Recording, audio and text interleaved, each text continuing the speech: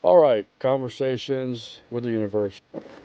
So here today at the White House, you see RFK Jr., Joe Rogan, and the Luttrell brothers, and here recently the new executive order titled "Accelerating Medical Treatments for Severe Mental Illness" was established as also as a pathway under the 2018 Right to Try Act in order to loosen some of the red tape when it comes to psychedelic studies of certain, drugs that are legal under U.S. law, but are, that have medical value. So ibogaine was one of those drugs that was brought up by Joe Rogan to the president.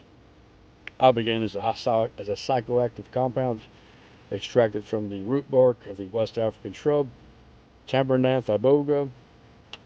And, a lot of these hurdles when it comes to psychedelics and even marijuana today comes from the Controlled Substances Act of 1970. And interestingly, the DEA was established in 1973 to enforce these rules. And there's a lot of, connections people make when it came to the 1960s and the revolutions that were happening across the board.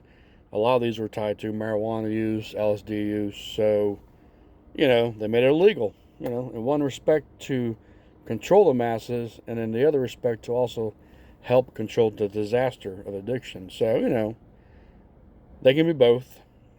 But in the end, the Luttrell brothers were there to talk about, veterans in need. And if you look at the 2024 Pentagon Annual Suicide Report, in that year, 471 service members died by suicide with 1,515 attempts.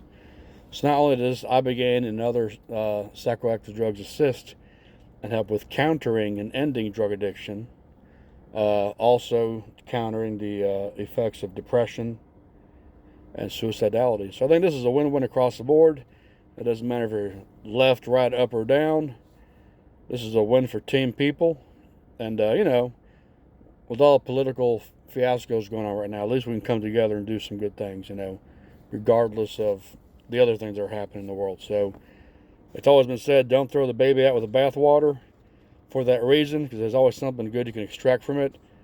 I myself losing a fellow veteran brother to the 22 a day here recently. I also have a lot of friends that were, addicts in the past. And, this could help a lot of people. So we need all the help we can get. Learn something new every day. And have a good one.